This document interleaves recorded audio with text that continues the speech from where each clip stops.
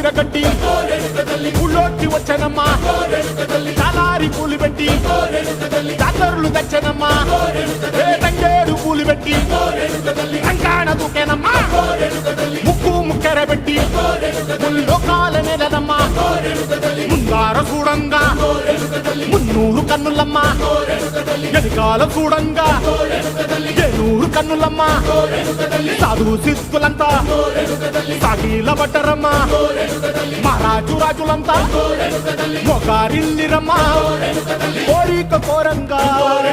రంగులు పూసినాము ఆశలు